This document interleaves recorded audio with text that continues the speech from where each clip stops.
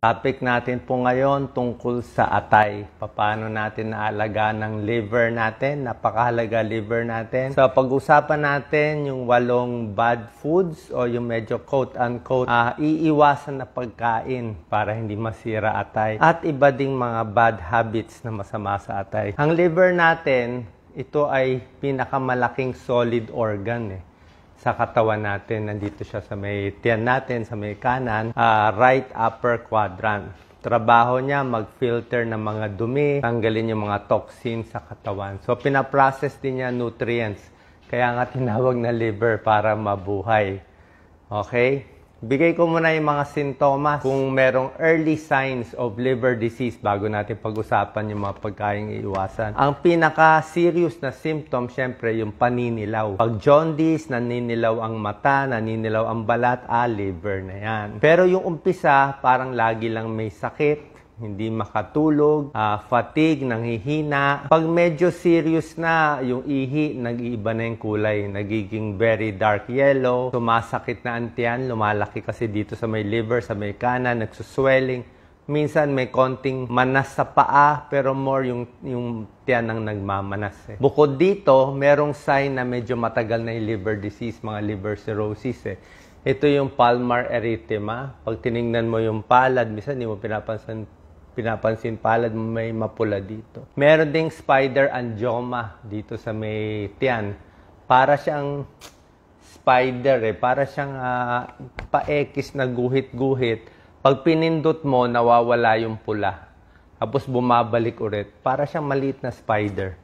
So, yung may ganong sign, papacheck tayo sa doktor. Anyway, yan ang mga symptoms. Pagod, na minsan nasusuka, hindi makatulog. Pero kung malala na, marami pang ibang symptoms, yung mga bleeding sa tiyan, bleeding sa pagdumi, yung mga late signs na yun. Okay, tingnan natin yung 8 pagkain na dapat iiwasan at babawasan. Number 1 sa lahat, syempre, ang pinakabawal sa atay ay alak. Alcohol talaga. Okay? Sasabihin mo, alam ko na yan, Doc, bawal alak, tigil alak. Pero meron pa kayong hindi alam. Alam nyo ba, kahit konting alcohol, pwedeng makasama na. Konti lang. Bakit? Kung ikaw ay hindi sanay sa alak. Hindi ka dating umiinom Hindi ka naman manginginom Tapos bigla ka na lang iinom. Yun ang mas delikado. Yung mga sanay uminom, hindi ko sinasabi hindi masama sa mga sanay uminom. Masama din, pero yung hindi ka sanay. Tapos bigla ka uminom ng 2 beer, 3 beer, o bigla ka nagpakalasing. Yung bigla, minsan hindi rin maganda. So, ano limit ng alcohol? Pinakamaganda, walang alcohol. Lalo na kung may fatty liver na, may liver cirrhosis, 0 alcohol talaga yan. Pag mataas na ang liver enzyme, mataas na SGPT, SGOT, wala na talagang alcohol pwede. Pero kung healthy ka naman, gustong-gusto mo talaga, siguro 1 shot lang. 1 beer, 1 araw, 1 shot ng hard drinks, pili ka lang, o 1 wine glass na red wine, ganun lang. Pero otherwise, wag yung biglaan. Number 2, ayaw na ayaw ng atay. Prito, fried foods, fatty foods. Diba? Puro fatty liver ang problem natin ngayon So, mga fast foods, yan, mga matatabang baboy, baka, kahit fried chicken, basta araw-araw, prito-prito, lubog sa mantika, hindi maganda. Pati mga trans fat. Uso ngayon yung trans fat, masama ang trans fat, yung mga packaged food. Number 3, dapat iwasan din sa liver yung matatamis, sugary foods and processed foods. Yung mga may high fructose corn syrup, nakakakos ng fatty liver yan. Itong mga sugary foods, nakataas ng blood sugar, diabetes, nakakataba, nakaka-fatty liver. Okay? So, mga pastries, candies, donuts, ice cream, lahat ng matatamis. Number 4, ito hindi alam ng karamihan, ingat din sa sobrang vitamin A supplement. Minsan kasi, actually, yung mga binibenta na multivitamin, syempre tama naman dose ng vitamin A niya. Kailan minsan tayo sabay-sabay may vitamin na dito, may dagdag pa dito. 3, 4 na vitamin sunod-sunod, ay minsan pwede ka ma-overdose. So, overdose ng vitamin A, masama. Pwede ang vitamin A sa pagkain. Okay? Carrots, mga orange-colored, yellow at orange-colored fruits and vegetables, carrots, kalabasa, kamote, okay lahat yan. May vitamin A. Number 5, iwas sa paracetamol overdose. Diba alam natin, paracetamol, pinaka-safe na gamot. Paracetamol o acetaminophen sa lagnat para sa kirot. Pwede, di ba? Pag nilalagnat. Kaya lang, nakita nila, ang number 1 cause ng overdose na nakakasira sa liver ay paracetamol din. Kasi nga, very available eh. Lahat ng bahay may paracetamol. So, dahil ang bilis makuha ng bata, pag nasobrahan ka ng paracetamol, lagot ang atay. So, dapat normal dose lang sa bata. Siguro, every 4 hours or at least, siguro, pinaka-maximum 4 times a day, 1 tablet, ganun lang. Number 6, soft drinks. Matatamis, sweet drinks. Nako, masama sa atay yan. Non-alcoholic fatty liver disease. So, soft drinks, iced tea, mga bottled na may added sugar, hindi rin maganda. Okay? Artificial sweetener, hindi rin maganda. Oo, may pag-aaral yung mga artificial sweetener. Number 7, ito, mag-ingat sa hindi nalinis na mga gulay at prutas. Diba? Minsan may fertilizer, may pesticide, diba? So, yung mga na-contaminate na hindi nalinis na prutas, hindi nalinis na gulay, pwedeng makasira sa atay. Kung may mga toxins kasi yan na masama sa liver. So, dapat hugasan maigi, tsaka niluluto din kung gulay. Number 8, bawal sa fatty liver yung pagiging mataba.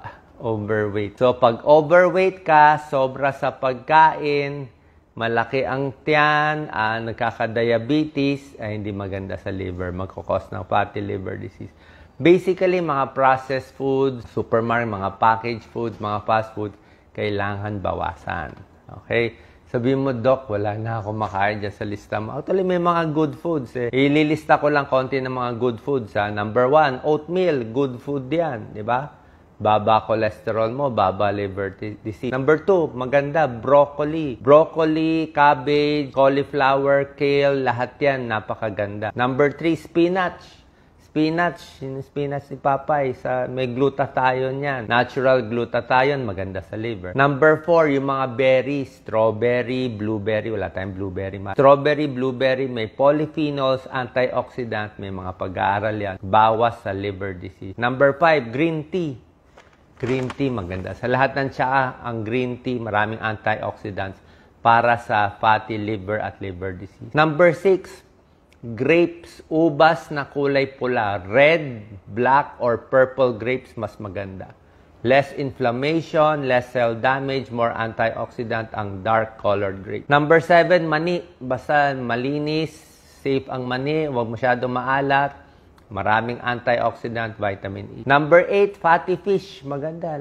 Marami tayong fatty fish sa Pilipinas. Number 9, magugulat kayo, konting kape. Okay ang kape. 2 tasa. Pero 2 cups lang ng black coffee. May antioxidant, may glutathione. And number 10, magugulat kayo, maraming tubig. 7 glasses of water in a day. Recommended natin 8. Pero may pag-aaral, pag nakapitong basong tubig araw-araw, nababawasan ang liver disease. Bakit? Marami kang tubig iinumin, hindi ka dehydrated, mas gagana yung atay mo.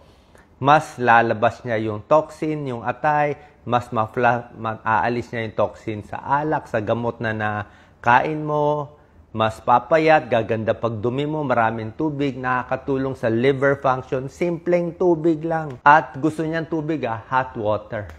Hot water daw mas maganda. Siguro pantunaw ng taba. Actually, hindi naman. Pero hot water ang pinag-aralan. More than 7 glasses of hot water in a day may tulong sa liver disease. Kita mo, simple lang. Tsaka may pag-aaral siya.